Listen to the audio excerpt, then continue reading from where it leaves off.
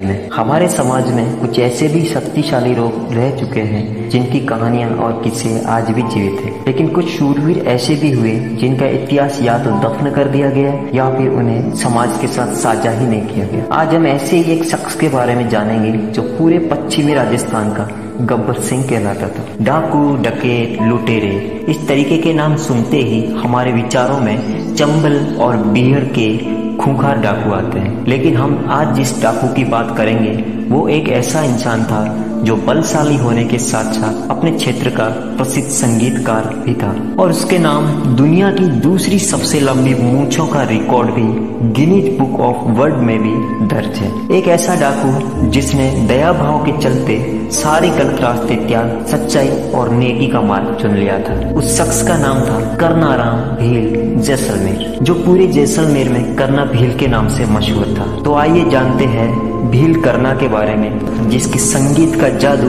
भारत के राष्ट्रपति तक चला था। शुरू करने से पहले अगर आप हमारे चैनल पर नए हैं तो सब्सक्राइब कर दो यार, और साथ में बेल आइकन को भी प्रेस करना ऐसी ही अमेजिंग स्टोरीज के लिए। 60 के दशक में एक ऐसा शख्स था जिसके नाम का डंका पूरे जैसलमेर में गूंजता था। करीब 6.25 फीट लंबा, मोटा और शक्तिशाली, चेहरा इतना भयानक कि देखकर बच्चे तो क्या बड़े भी एक बार डर जाते थे। उसकी लंबी लंबी बड़ी मूंछें, आवाज इतनी भयानक कि सुनकर हर कोई खौफ में आ जाता था। डाकू करना भील जैसलमेर दुर्ग के आसपास ही रहता था। शुरुआत में वो गलत रास्तों पे चल पड़ा था और डाकू बन गया। उसका डर पूरे जैसलमेर और आसपास के व्यापारी वर्ग में था।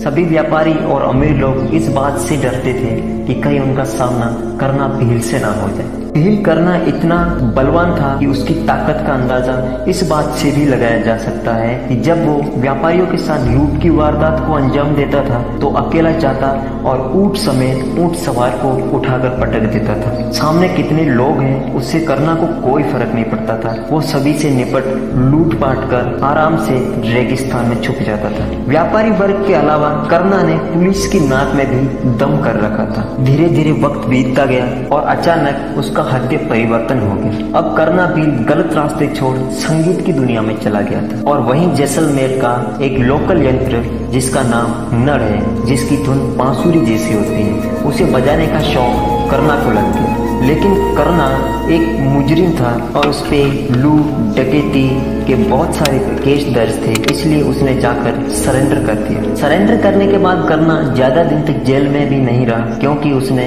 डकैती छोड़ दी थी और सरकार ने भी करना की इच्छा को स्वीकार किया और उसको समझाने के साथ साथ जमीन भी दी ताकि वो मेहनत मजदूरी करके अपना पेट पाल सके। जिस जमीन को सरकार द्वारा आवंटित किया गया था उसी जमीन को लेकर वहीं के एक शख्स का करना भील से लगातार झगड़ा होने लगा।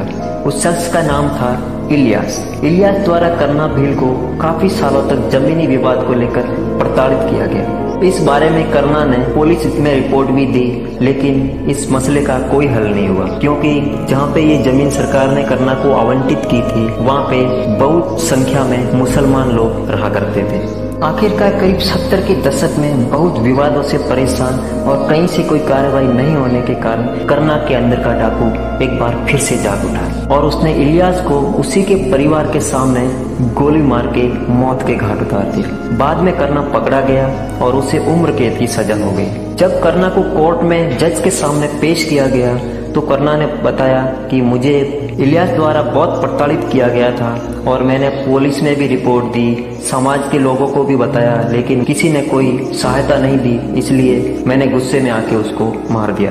डाकू करना ने जज को सीधे तौर पे बताया था कि जेल की दीवारें करना को नहीं रोक पाएगी, जेल की सलाखों के पीछे डाकू करना नहीं रहने वाला। पर जज ने उसकी एक नहीं सुनी और उसे जेल की सबसे मजबूत कार कोठरी में बंद करवा दिया। पर करना 2 दिन बाद ही अपने नाखूनों से सुरंग खोद जेल से फरार हो गया, क्योंकि उसने पहले ही कहा था कि वो भाग जाएगा।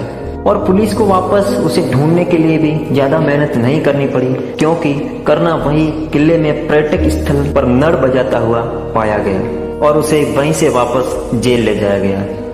डाकू करना द्वारा सरेंडर करने और इलियास को मारने के भीतर का जो समय था उसमें करना एक आम जिंदगी ही जीता था। वो जैसलमेर के पर्यटक स्थल पे नड़ वादन करके अपना परिवार चलाता था। नड़ वादन की कला में करना इतना माहिर था कि पूरे जैसलमेर में उससे अच्छी नर कोई बजा ही नहीं सकता था। न सिर्फ जैसलमेर बल्कि इंडिया के बाहर भी करना इंटरनेशनल लेवल पर नर वादन कर चुका था, जैसे पाकिस्तान, अफगानिस्तान आदि देशों में।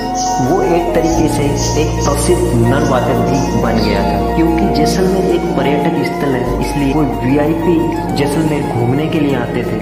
उस समय डाकू करना भील को पैरोल पे उनका स्वागत करने के लिए नर वादन करने बुलाया जाता था। कहते हैं कि उसी समय हमारे देश के तत्कालीन राष्ट्रपति ज्ञानी जैल सिंह का जैसलमेर में आगमन हुआ और स्वागत के लिए करना भील को नर वादन करने के लिए पैरोल पर लाया गया। जब करना ने उनके सामने अपना नर वादन प्रस्तुत किया तो ज्ञानी जैल सिंह बड़े प्रभावित हुए और करना के बारे में मालूम किया। तभी उन्हें पता चला कि किस तरह एक डाकू ने अपने सारे जुर्म कबूल कर सही रास्ते को अपनाया, पर हालातों की वजह से वो जेल काट रहा है। ये सब बातें जानने के बाद जैल सिंह ने करना की सजा कम करवा दी थी और कुछ ही समय बाद करना जेल से फिर रिहा हो गया और उसने वही जिंदगी फिर से शुरू कर दी।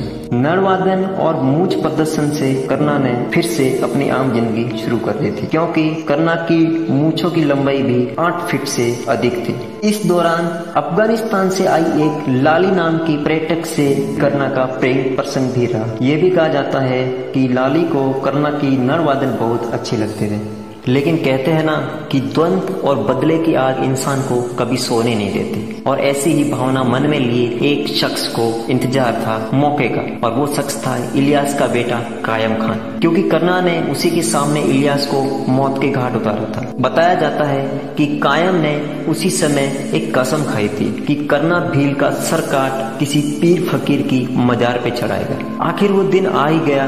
2 अक्टूबर 1988 गांधी जयंती के दिन दोपहर में करना भील घर से अपने पशुओं के लिए चारा लेने बाहर गया। जब वह चारा लेकर लौट रहा था तो बीच रास्ते में उसकी आंख लग गई और वो अपनी ऊंट गाड़ी पे ही सो गया। मौका पाकर 4 लोग, जिसमें एक कायम खान, एक अन्य जैसलमेर का ही निवासी और 2 पाकिस्तान के निवासी थे, चारों ने मिलकर सोरे करनाराम पर हमला कर दिया और उसका सर काट कर ले गए। ऊंट गाड़ी सीधे रास्ते डाकू करना के घर पहुंची और जहां परिवार वालों ने देखा करना का शरीर बिना सर के और पूरी ऊंट गाड़ी खून से लथपथ पड़ी थी। पुलिस और आसपास के लोगों द्वारा बहुत ढूंढा जाने पर भी करना का सर कहीं नहीं मिला। सबूतों के अभाव में इलियास के परिवार पे जो आरोप लगे थे वो सिद्ध नहीं हो पाने के कारण केस वहीं बंद हो गया।